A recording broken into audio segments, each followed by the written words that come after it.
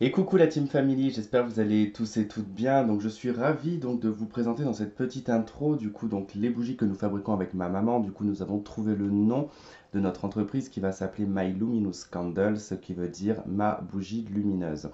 Alors du coup voilà, je vous ai présenté plus ou moins tous les formats que l'on fait en termes de contenants pour les bougies. Donc je rappelle que les bougies, donc ce sont des bougies naturelles en cire de coco et de soja, sans OGM. Les mèches sont en coton. Et pour les parfums, ce sont donc des parfums qui proviennent de Grasse en France, sans SMR. Donc il n'y a aucun problème de ce côté-là. Et de toute façon, on a toute une liste en termes de parfums que je vous présente dans la barre de description. Et vous avez également l'adresse email qui correspond aux bougies si vous avez besoin de plus d'informations. Alors je vous présente un petit peu donc les formats que l'on a. Donc on a celui-ci, bon il y en a qui sont déjà étiquetés. Donc on a le format en fait en 100 grammes, donc dans des petits pots comme ça, dans des petits bocaux. Si j'arrive à cadrer, ça serait bien. Ensuite, nous avons le 130 grammes qui est pareil dans un bocal comme celui-ci. Bon là il n'est pas étiqueté bien évidemment. Ensuite, nous avons les 160 grammes, donc qui se présentent voilà, comme les pots de confiture. Ah, j'ai du mal avec le cadrage hein, quand même, hein. Voilà. Ensuite, nous avons le 250 voilà, qui se présente comme ceci. Tac. Donc pareil, un bocaux aussi également. Nous avons aussi ceux-là qui sont à 50 grammes. Si je dis pas de bêtises, hein, je crois que c'est 30 ou 50, mais je dois me planter, je pense que j'ai pas vraiment vérifié juste avant. Et on a donc celle-ci qui est aussi à 250 grammes, donc voilà, avec son couvercle en fait, voilà, qui s'enlève directement, tac, hop, vous mettez, vous enlevez. Si jamais vous prenez des bougies, je tiens quand même à donner quelques petits conseils juste avant. Ne refermez jamais la bougie quand elle est allumée avec le couvercle, puisque ça va noircir le dessus du couvercle. Vous éteignez, vous soufflez, vous attendez un petit peu et vous refermez. Parce que si la fumée reste dans le pot, elle va altérer du coup l'odeur de la bougie. N'hésitez pas aussi à couper de temps en temps la mèche, hein, quand elle a trop cramé. Du coup, bah, en fait, des fois, ça se consume très bien, puis parfois, des fois, elle va continuer. Et donc là, il faudra couper de toute façon, comme toutes les bougies qu'on achète de toute manière. Donc voilà, en tout cas, je vous ai fait un peu le tour des contenants que l'on fait. Les parfums, bon bah, les listes sont dans la barre de description. Moi, je suis en train de composer des odeurs en ce moment, donc je suis en train de faire des tests que je vais associer aux signes astrologiques. Alors probablement que je vais faire les signes astrologiques féminins et masculins, voilà, par rapport à des odeurs spécifiques, par rapport aux saisons, par rapport voilà, au caractère et tout ça. Mais ça va me prendre un petit peu de temps en tout cas pour pouvoir le mettre en place. Et puis ben voilà, en tout cas, je pense que je vous ai un petit peu tout présenté. Puis on va pouvoir passer du coup au guidance. Et je vous dis à de suite. Ok les cancers, allez on y va pour vous pour votre tirage sentimental spécial célibataire. Donc j'espère que vous allez bien. Si vous avez besoin d'une consultation privée avec moi, vous avez mon adresse email dans la barre de description. Et pour les bougies également, vous avez l'adresse email qui est associée justement à notre entreprise. Enfin, associée, oui, qui fait partie de notre entreprise du moins. Allez, pour les cancers célibataires, le mois d'août 2023.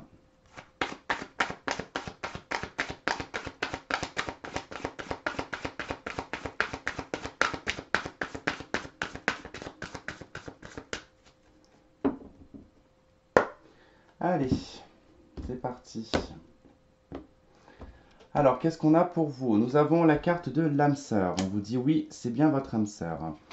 On vous dit également facteur religieux. Et on vous dit espièglerie. D'accord.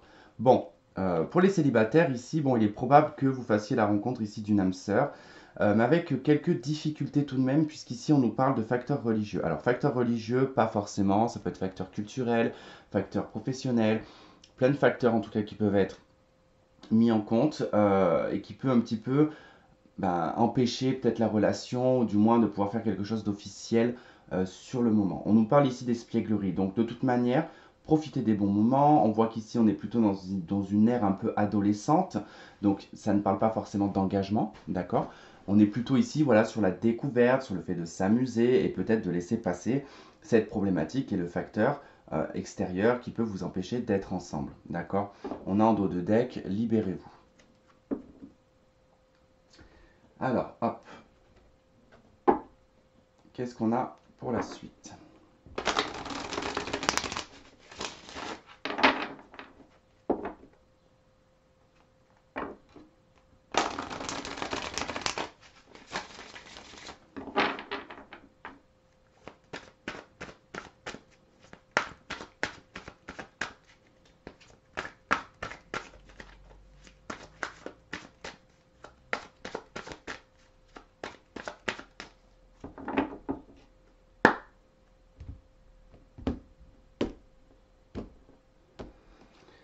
Alors, nous avons la carte de l'illusion.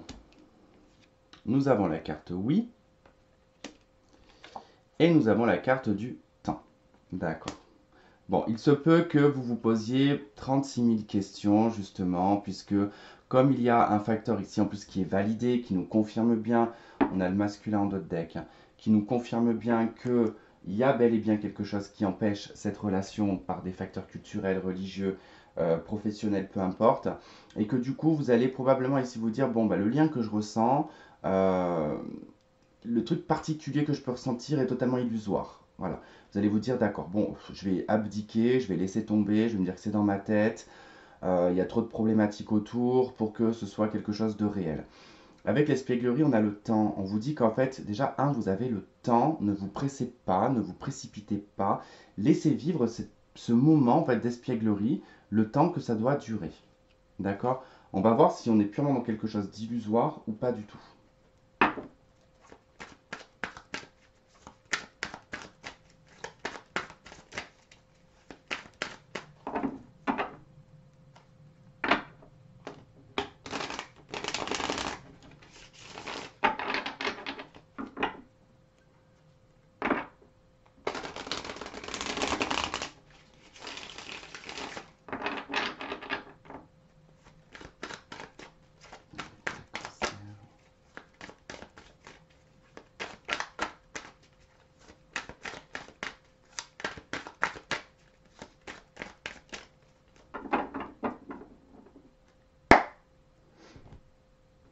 Alors, dans la coupe, nous avons la reine de coupe et nous avons la 4 de denier. Bon, on voit que déjà au niveau affectif, il y a une fermeture, hein, il y a un blocage, hein. Ici, ça provient d'une femme, donc ça peut provenir de vous, en plus un signe d'eau, avec la reine de coupe au niveau de la... Enfin, en fait, au niveau de l'amour inconditionnel, au niveau de l'amour que je peux donner. Parce que la reine de coupe, c'est comme l'amour qu'on donne à un enfant, c'est-à-dire que c'est inconditionnel, c'est naturel, mais vous, là, par rapport au système sentimental, vous vous protégez beaucoup, d'accord? On voit que vous ne sortez pas trop de votre zone de confort, mais que surtout, vous gardez beaucoup les choses pour vous, vous conservez les choses émotionnelles en vous. Alors, nous avons le roi de bâton, nous avons le monde, nous avons la 9 de bâton, on a l'amoureux, et on a la 2 de denier. Ok, bah là, c'est très clair et c'est très simple. Ici, on a un personnage, on a un homme ici d'un signe de feu, bélier, lion, sagittaire, mais pas obligatoire que ce soit un signe de feu. C'est quelqu'un qui a quand même de la prestance, qui a un charisme, et c'est quelqu'un en tout cas qui a une forme de leadership, quelqu'un qui aime en tout cas diriger, qui est très passionné, quelqu'un qui a le feu, quelqu'un de très élégant, quelqu'un qui aime se faire remarquer, qui est probablement ici d'origine étrangère, ou tout simplement quelqu'un qui est quand même assez éloigné de vous.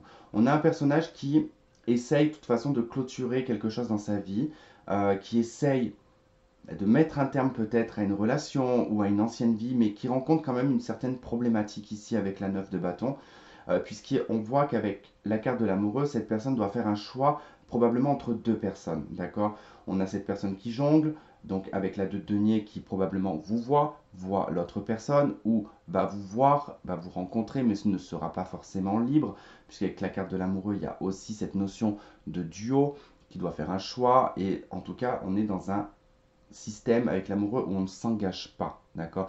Parce que cette carte, elle indique qu'il faut à un moment donné s'engager si on veut que ça fonctionne, que ce soit dans le travail, que ce soit dans les relations. L'amoureux dit, voilà, tu as plusieurs choix, tu as plusieurs possibilités, mais tu ne peux pas être sur tous les fronts. Il faut que tu choisisses une chose si tu veux que ça marche.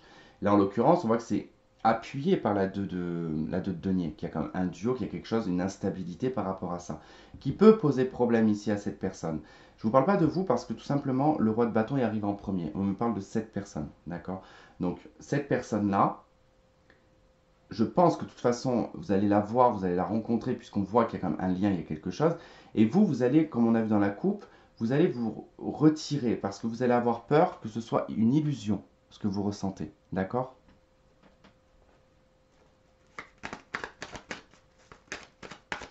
Allez, qu'est-ce qu'on a sur le roi de bâton avec l'améthyste? On a le temps. Ok, on retrouve aussi le temps ici. On vous dit d'être patient et d'être patiente avec cette personne. Sur le monde, qu'est-ce qu'on a sur le monde?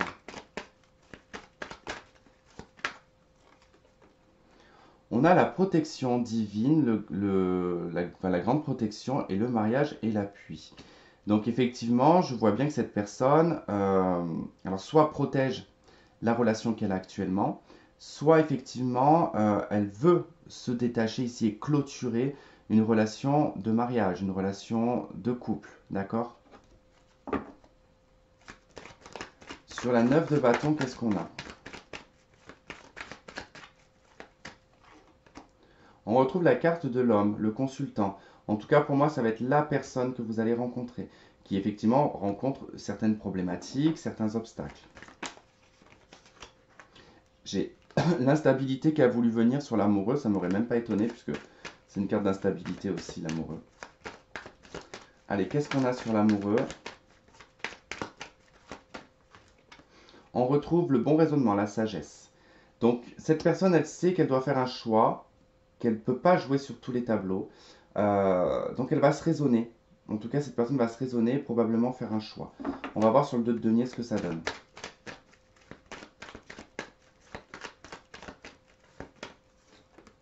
On retrouve l'hiver, la fin de cycle. Ok.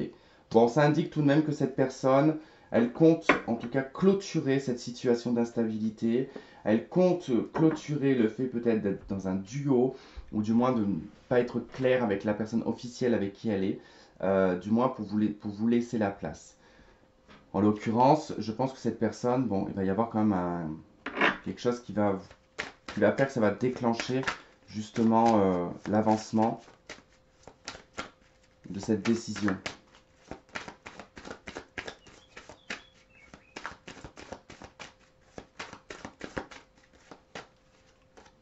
Ok, on retrouve la carte du malheur.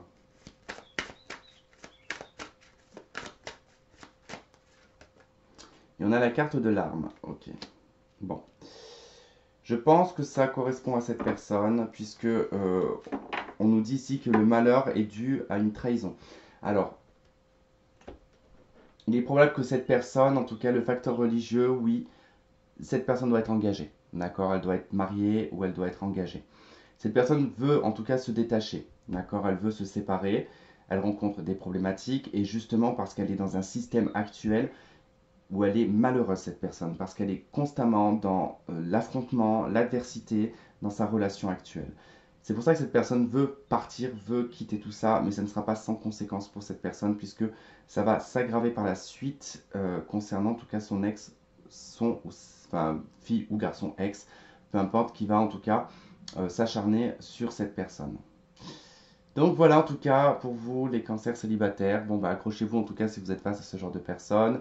Essayez d'être discret et discrète pour pas que l'autre personne vous tombe dessus, hein, même si vous n'avez rien demandé et que la personne paraît être libre en face de vous. Voilà, en tout cas soyez vigilants et vigilantes. Je vous remercie de m'avoir regardé, de m'avoir écouté. Prenez soin de vous, passez un très bon mois d'août et on se dit à bientôt. Bye bye.